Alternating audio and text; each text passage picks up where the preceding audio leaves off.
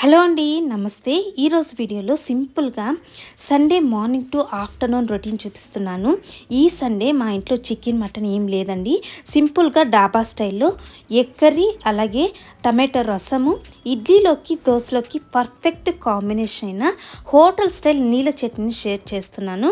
అలాగే homemade body tan removal and brightening ప్యాక్ని కూడా ఇంక్లూడ్ చేశాను. తప్పకుండా వీడియో చివరి వరకు చూడండి. సండే కదా, మార్నింగ్ కొద్దిగా లేట్గానే లేచానండి. ఇంటికి చుట్టుపక్కలంతా కూడా కన్స్ట్రక్షన్ వర్క్ జరుగుతుంది. సో సండే కూడా రెస్ట్ లేకుండా వర్క్ చేస్తున్నారు. సో లేట్గా లేచాను కదా, సో మార్నింగ్ సింపుల్గా టిఫిన్కి ఇడ్లీ వేరుశెనగ గింజలతో నీళ్ళ చట్నీ చేసుకుంటున్నాను. ఫస్ట్ అయితే ఇడ్లీ బ్యాటర్ని రెడీ చేసుకుని ఇడ్లీ పోసి పెట్టుకుంటున్నానండి. ఇడ్లీ ఉడికే లోపల చట్నీ కూడా రెడీ చేసుకుంటాను. మెత్తగా వేడి వేడి ఇడ్లీ పైన పలచగా నీళ్ళగా ఉన్నటువంటి ఈ చట్నీ వేసుకొని తింటూ ఉంటే నిజంగా అద్భుతంగా ఉంటుందండి. చాలా ఈజీగా చట్నీ చేసుకోవచ్చు. 1 కప్పు వేరుశెనగ గింజలు లో ఫ్లేమ్లో వేయించుకోవాలి.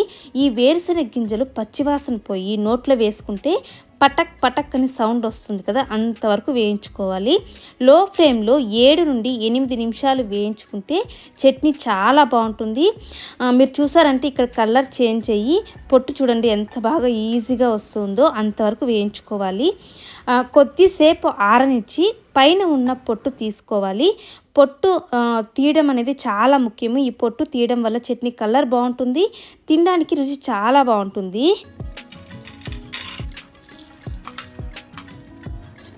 పొట్టు తీసుకున్న వేరుశెనగ గింజల్ని మిక్సీ జార్లోకి వేసుకుంటున్నాను. ఇంకో పాన్లో 1 స్పూన్ ఆయిల్ వేసి ఒక 7 నుంచి 8 చిన్న ఉల్లిపాయలు ఉంటాయి కదా, అవి కారానికి తగ్గట్టు ఎండుమిరపకాయలు, 2 వెల్లుల్లి రెబ్బలు. ఈ చిన్న ఉల్లిపాయలు లేకపోతే ఇంట్లో ఒక అర్ధం రెగ్యులర్గా యూస్ చేసే ఆనియన్స్ కూడా యాడ్ చేసుకోవచ్చు. వాటిని కొద్దిగా ఫ్రై చేసిన తర్వాత కొద్దిగా జీలకర్ర, కొద్దిగా చింతపండు యాడ్ చేసుకుంటున్నాను. లైట్గా ఫ్రై చేసుకున్న ఆ తర్వాత సింపుల్గా ఈ చట్నీ చేసుకోవచ్చండి. ఇడ్లీకి దోశకి ది బెస్ట్ కాంబినేషను. ఫ్రై చేసుకున్న ఈ పదార్థాలన్నీ కూడా మిక్సీ జార్లోకి వేసుకుంటున్నాను. రుచికి తగ్గట్టు రాళ్ళుప్పు వేసుకుంటున్నాను. కొద్దిగా నీరు యాడ్ చేసి ఫస్ట్ రుబ్బుకోవాలి. మనకు చట్నీ పలచగా కావాలి కాబట్టి దానికి తగ్గట్టు నీటిని యాడ్ చేసుకుంటున్నాను.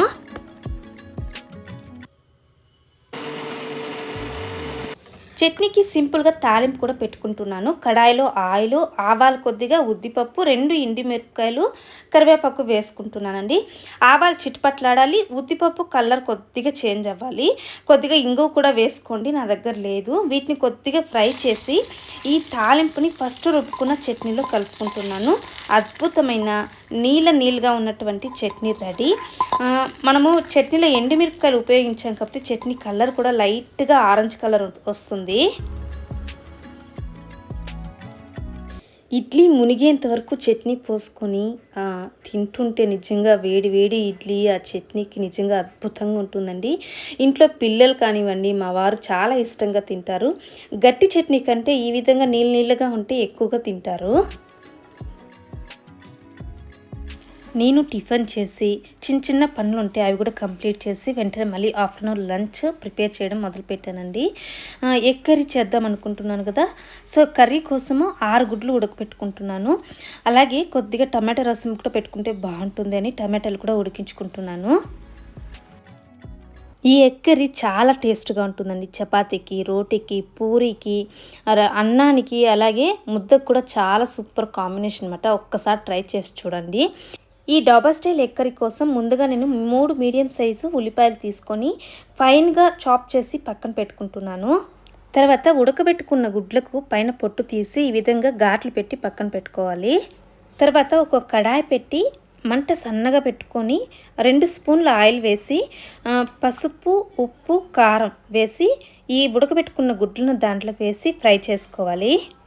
గుడ్లు కొద్దిగా కలర్ మారేంత వరకు ఫ్రై చేసుకొని పక్కకు తీసి పెట్టుకుంటున్నాను. అదే కడాయిలో 3 స్పూన్ల ఆయిల్ వేసి సన్నగా తరిగిన ఉల్లిపాయలు వేసి ఫ్రై చేసుకుంటున్నాను. సైడ్ బై సైడ్ కర్రీ కోసము మసాలా కూడా రుబ్బుకుంటున్నానండి. ఒక మిక్సీ జార్లోకి 7 నుండి 8 జీడిపప్పు వేసుకోవాలి.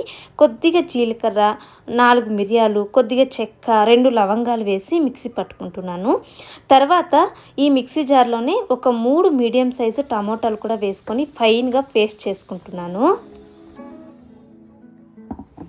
కొద్దిగా ఆనియన్స్ రంగు మారిన తర్వాత ఒక స్పూన్ అల్లం వెల్లుల్లి పేస్ట్ వేసుకొని ఫ్రై చేసుకోవాలి. తర్వాత కొద్దిగా పసుపు, తగినంత కారము, ధనియాల పొడి, కొద్దిగా చికెన్ మసాలా వేసుకుంటున్నాను. ఈ చికెన్ మసాలా వేయడం వల్ల కర్రీ మంచి ఫ్లేవర్ వస్తుందండి. నిజంగా టేస్ట్ అయితే చాలా బాగుంటుంది. అలాగే రుచికి తగినంత ఉప్పు కూడా యాడ్ చేసుకొని వేయించుకుంటున్నాను. ఈ మసాలాలంతా యాడ్ చేయడం వల్ల ఈ కర్రీ అంతా కూడా గట్టిగా అనిపిస్తుంది. ఈ సమయంలో ఒక హాఫ్ గ్లాస్ వాటర్ యాడ్ చేసుకొని ఫ్రై చేసుకుంటాను. పచ్చివాసన పోయేంత వరకు వేయించుకొని మిక్సీ పట్టుకున్న జీడిపప్పు, టమాటో ప్యూరీ ఉంది కదండి, అది కూడా యాడ్ చేసుకుంటున్నాను. బాగా కలుపుకొని మీడియం ఫ్లేమ్లో నూనె పైకి తేలేంత వరకు ఈ కర్రీని ఉడికించుకుంటున్నాను. ఈ విధంగా నూనె పైకి తేలిన తర్వాత కర్రీకి కావాల్సినంత వాటర్ యాడ్ చేసుకొని హై ఫ్లేమ్లో 5 నుంచి 10 నిమిషాలు ఉడికించుకుంటాను. ఇప్పుడు ఫ్రై చేసుకున్న కోడిగుడ్లను వేసి మరో 5 నిమిషాలు ఉడికించుకుంటాను. దించే ముందు కొద్దిగా కొత్తిమీర చల్లుకుంటే డాబా స్టైల్ ఎగ్ కర్రీ రెడీ అండి. ప్రతిరోజు ఉడకబెట్టిన కోడిగుడ్డు తినడం బోరు అనుకుంటే ఇలా కర్రీలాగా వండుకొని తినండి. వేడివేడి అన్నంలోకి సూపర్ కాంబినేషన్, చాలా బాగుంటుంది. ఒకసారి ట్రై చేయండి. అలాగే టమాటా రసానికి కూడా టమాటాలు బాగా ఉడికిపోయాయండి. ఇప్పుడు దీంట్లో ఒక నిమ్మకాయ సైజ్ అంతా చింతపండు కూడా యాడ్ చేసి పక్కన పెట్టుకుంటాను. ఈ టమాటో రసం కూడా చాలా సింపుల్గా టేస్టీగా రెడీ చేసుకోవచ్చు. ఎంత సింపుల్ అంటే నేను చూపిస్తాను చూడండి. నేను రసం పొడి ముందే ఏం చేసి పెట్టుకోనండి, అప్పటికప్పుడు రెడీ చేసుకుంటాను. రసం పొడి కోసం జీలకర్ర, మిరియాలు, ఎండుమిర్చి, వెల్లుల్లి, మా సైడ్ అయితే వీటిని తెల్లగడ్డలు అంటారండి. అందరికీ అర్థం కాదేమో అని వెల్లుల్లి అని చెప్తున్నాను. వీటన్నిటిని మిక్సీ జార్లో వేసుకొని మిక్సీ పట్టుకుంటున్నాను. ఈ విధంగా రసం పెట్టుకున్నారు అంటే గ్లాసులతో తాగేంత రుచిగా ఉంటుంది. ఇప్పుడు ఒక కడాయి పెట్టుకొని రసం కోసము కొద్దిగా నూనె, ఆవాలు, కరివేపాకు, 2 ఎండుమిర్చి అండి. ఎందుకంటే ఆల్రెడీ మనం రసం పొడిలో కూడా ఎండుమిర్చి వేసుకున్నాం కాబట్టి ఇప్పుడు 2 వేస్తే సరిపోతుంది. వేసి కొద్దిగా ఫ్రై చేసుకున్నాను. ఫ్లేమ్ సిమ్లో పెట్టుకొని తర్వాత ఇన్స్టెంట్గా రెడీ చేసుకున్నాం కదా రసం పొడి, అది కూడా వేసి 1 నిమిషం పాటు కలుపుకోవాలి. దీంట్లోనే కొద్దిగా పసుపు కూడా వేసుకోవాలి. ఉడికించిన టమాటోల్ని చేత్తో బాగా మెదిపి తొక్కంతా తీసేయాలి. లేకపోతే ఉడికిన టమాటోల్ని మిక్సీ కూడా పట్టుకోవచ్చు. కొద్దిగా ఇంగు కూడా యాడ్ చేసుకొని చేత్తో మెదిపి పక్కన పెట్టుకున్నాం కదా టమాటో రసాన్ని యాడ్ చేసి కలుపుకోవాలండి. మంట మాత్రం తక్కువలోనే ఉండాలి, అప్పుడే రసానికి మంచి టేస్ట్ వస్తుంది. రుచికి సరిపడా ఉప్పు కూడా వేసుకోవాలి.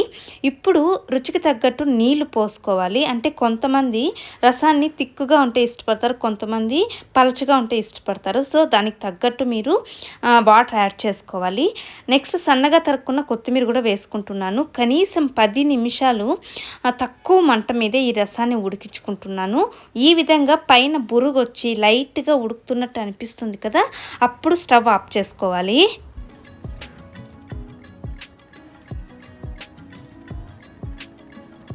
కొత్తగా పెళ్ళైన ఆడపిల్లలు కానివ్వండి, బ్యాచిలర్స్ ఎవరైనా సరే ఈజీగా 10 నిమిషాల్లో ఈ రసాన్ని రెడీ చేసుకోవచ్చు.